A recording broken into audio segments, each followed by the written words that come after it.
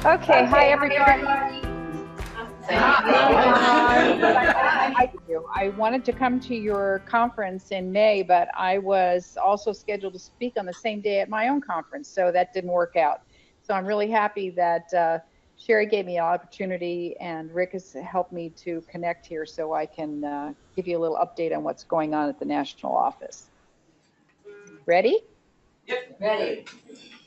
Okay, here's your board of directors this year. You will recognize some very familiar faces there, and we are working very hard to bring you the best we can in your association. Okay, I want to highlight some key goals. All right. Let's begin with our 6 organizational goals that we're aggressively pursuing this year. The first one is to achieve an end-year membership of 44,000 members, and we're close to it. Membership recruitment and engagement and retention are fundamental to our association, and you are our best ambassadors. Our goal this year is to surpass that 44,000 member group, so we hope we will do so. We hope you're planning to come to St. Louis. We always want to give you the best conference that we can for the price, and the price is lower this year. It's closer for you guys, so I hope to see a lot of you there. We have lots of surprises for you, and I'll get a little bit more into that as I go along. Third is our mission to provide top quality education to the ED community, not just your members, but remember every emergency nurse can access information and education through ENA. So we want to ensure that our branded courses are current and the best information we can give you. The next EMPC revision is expected to launch in early next year, and both TNCC and the GENE courses are currently in revision. And new this year is something called Conference on Demand. I don't know if you've seen it or joined it.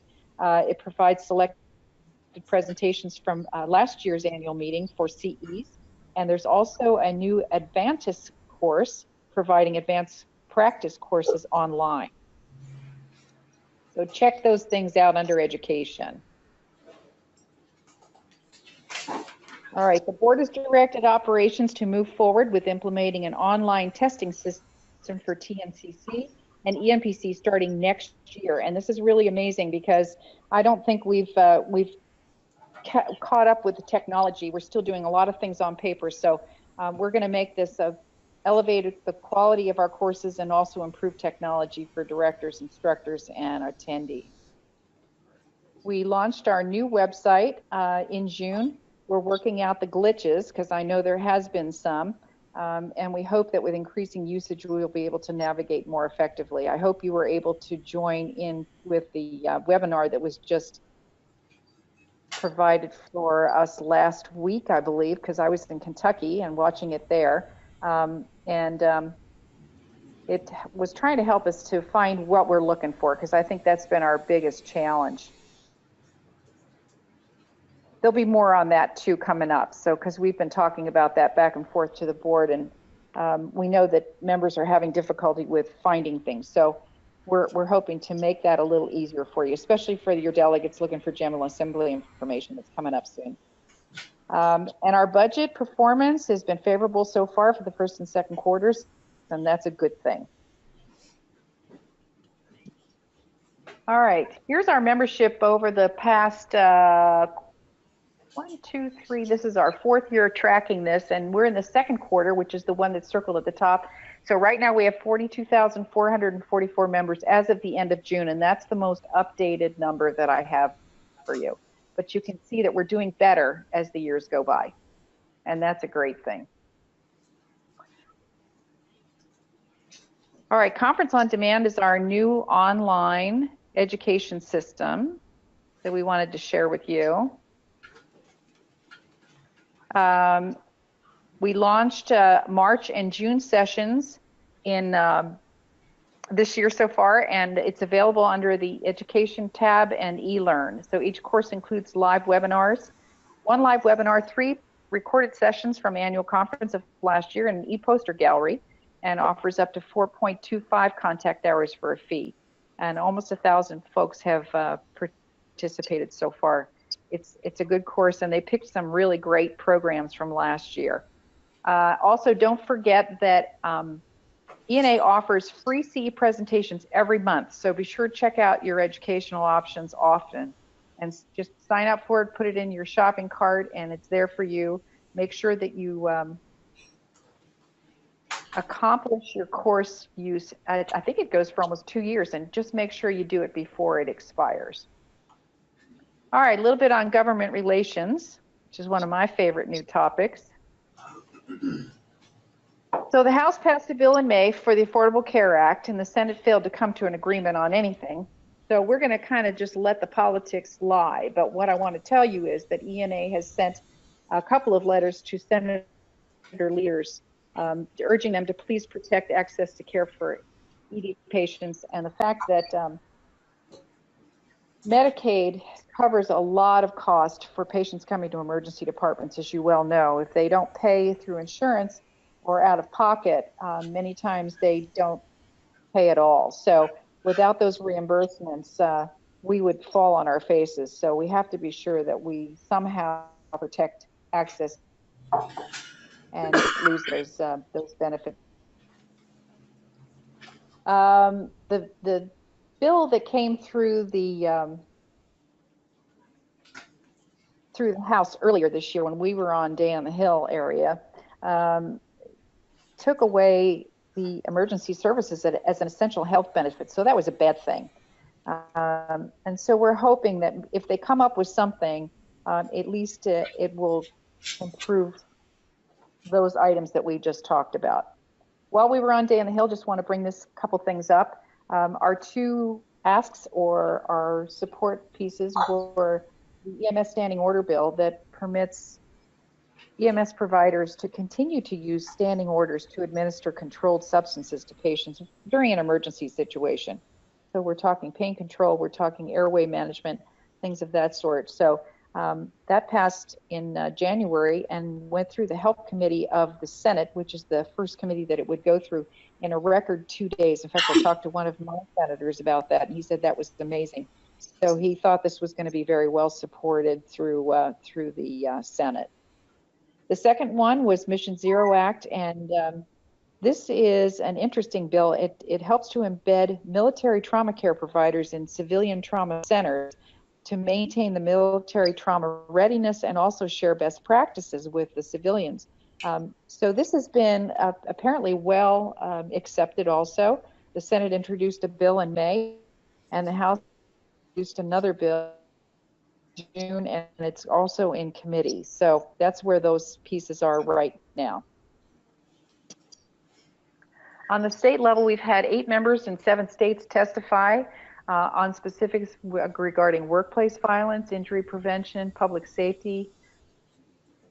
You know, there's lots of things that we can't do on the federal level because they just don't do it that way. You have to go state by state, and you have to keep, you know, tromping the streets and going in front of these people and making your story personal. So hopefully we're getting at least some opportunities for ENA to become the experts in the areas that we're dealing with, and it's a really great way of getting your faces out there. And if you need any help, government relations through ENA has 2 wonderful guys. Richard works on the federal level and Rob works on the state level, and they're always there to help. So don't hesitate to ask them if you need anything. And also just to be involved in what's going on. There's so much in healthcare in Congress and on your state level. So at least join the ENA's 411 legislative network, and you can just be a lurker. You can sit in the background and pay attention and get alerts and see what's happening. You don't have to do anything or say anything if you don't want to get involved. But obviously, it's becoming, advocacy is becoming one of ENA's best most popular things that are happening these days. Okay, the ENA Foundation, our state challenge raised over 137,000, and that was way above their projected goal of 125,000. There are 3 states that are able to name scholarships for their state, and 3 from Kentucky. New York had 2, and Texas will also have 2. So that's interesting, and we always thank you for contributing to ENAF to provide scholarships for our colleagues.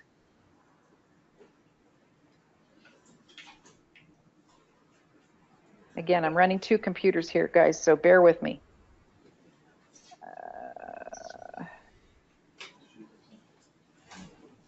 Okay, what's happening? Hold on a sec.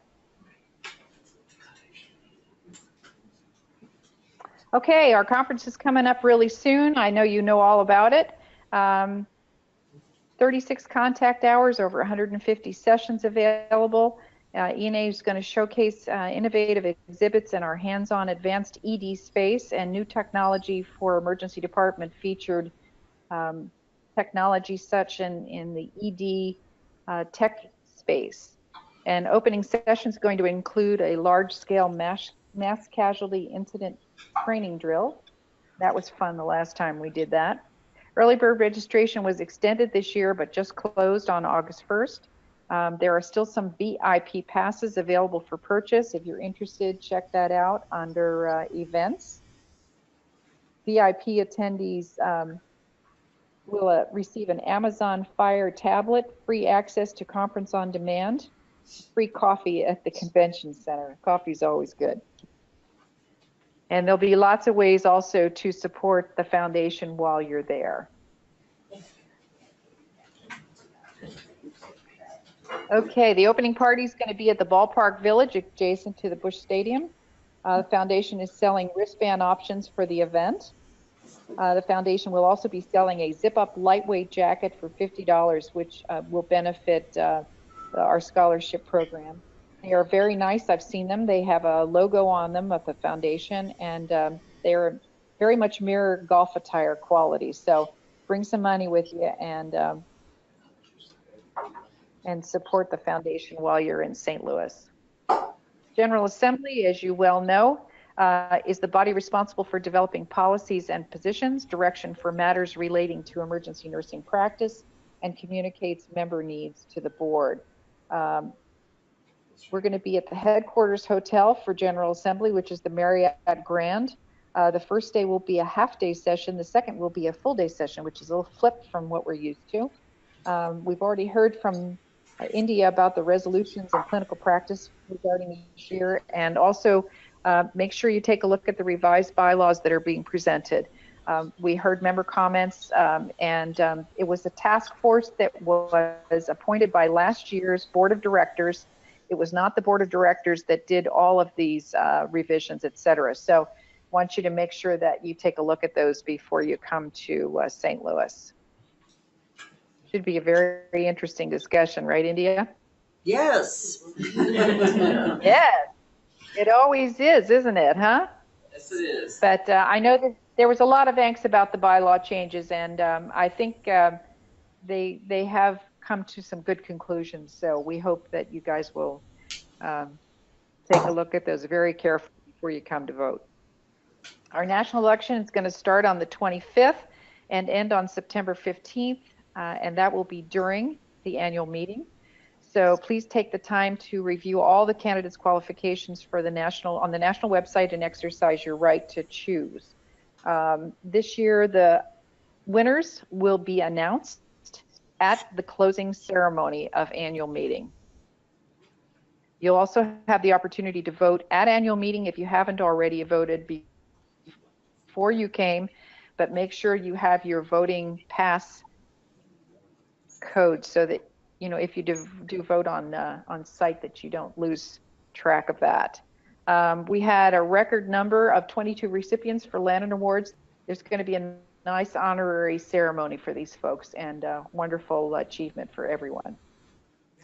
Okay, what's new in education?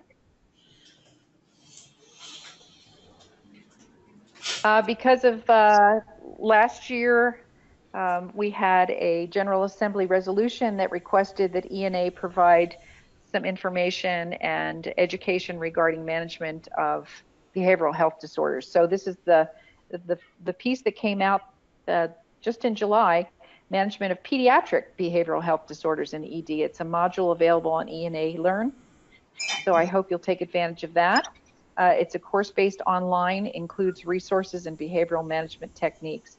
And it's nice to know that resolutions come to fruition, isn't it? Yeah. That your voices are heard and something gets done.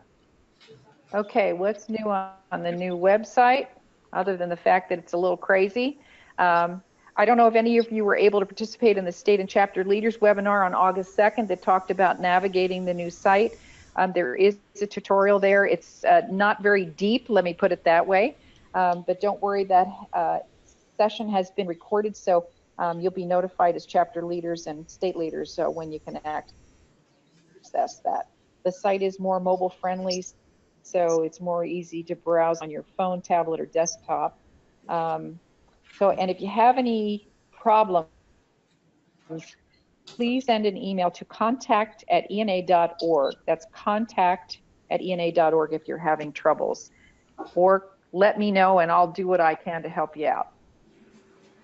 Our new newsletter, our ENA Stat, which you should be getting weekly as every member does, just has a different look. It coincides with our new website.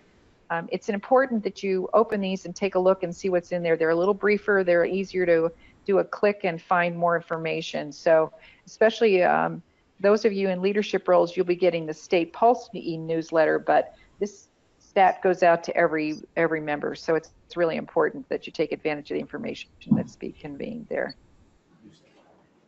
We have 2 Cambodian trips now planned.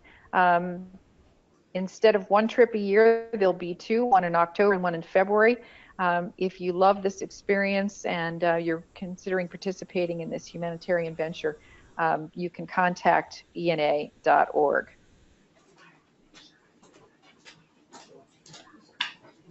All right, what's happening next? Okay, has anyone been to our National ENA building in Des Plaines, Chicago? Yep. Yes. I bet some of you have been there. Okay, so this is the building you see here. That's been our home for 18 years. The technology, the infrastructure, and the physical workspace is not meeting our needs because we are growing like the little old lady that lived in a shoe. So we have, after much research and financial analysis, have decided as a board just last month that ENA is in a very strong financial position to move forward with the purchase of a new building.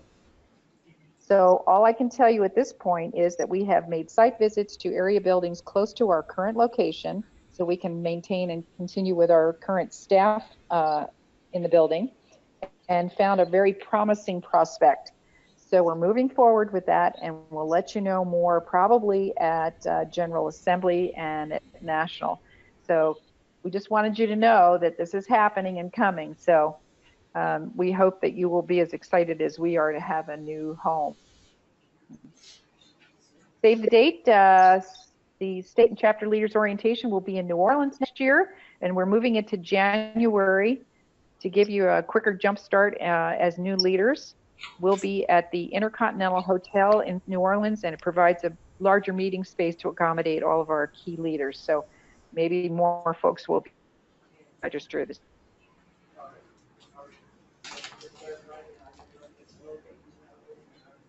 And if you're interested, future locations for the national conference will be next year in Pittsburgh and the following year in Austin, Texas. And there are the dates in case you want to jot them down.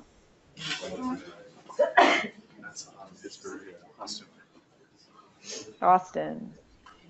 All right, and how can you make it a difference in your association? I just want to close with some few actions you can take to help jumpstart your meeting.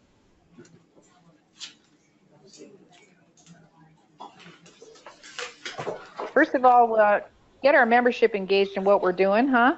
There's a challenging program that was launched in March, and it rewards current members for recruiting new members. So all you want to do is make sure that when you recruit a new member, put your name and number down on their application, or let Ian know that you recruited somebody new.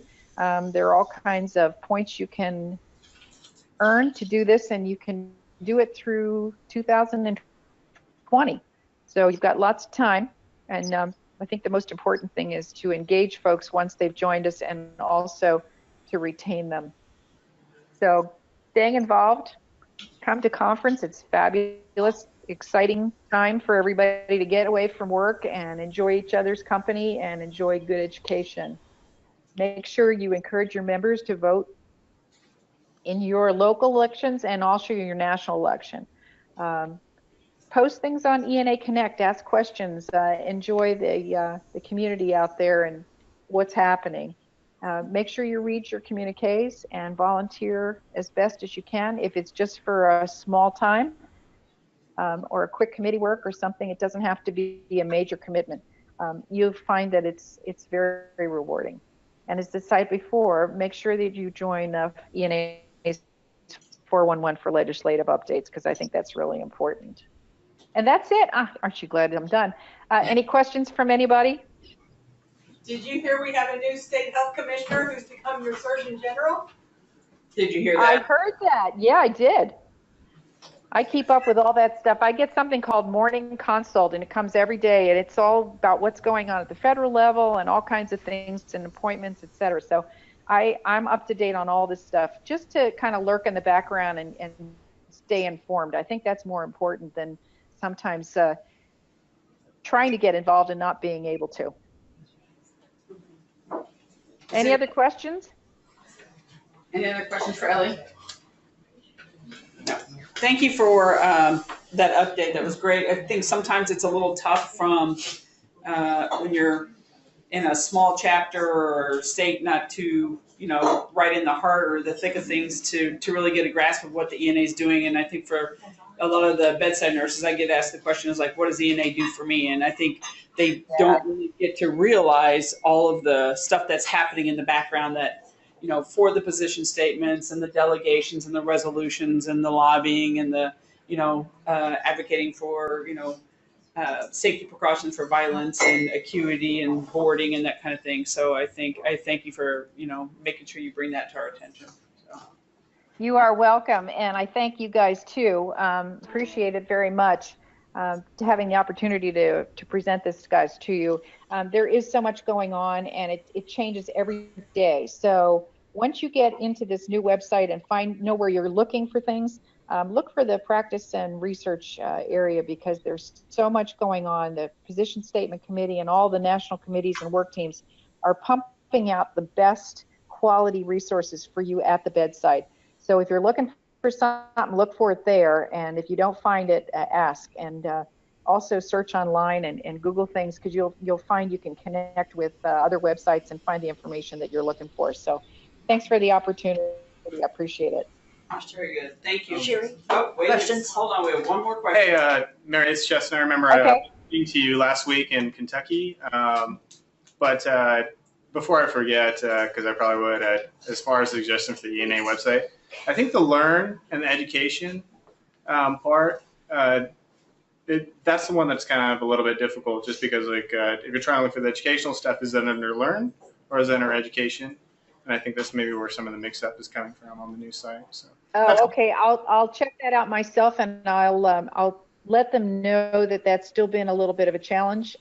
Again, I've been back and forth with the board for the past week, telling them since I've been to Kentucky, some of the issues that we've been having. So I want to make sure you guys have a good experience and that you don't hate the new website and say, oh God, I can't even do it, So we want you to feel comfortable with it. So I appreciate that.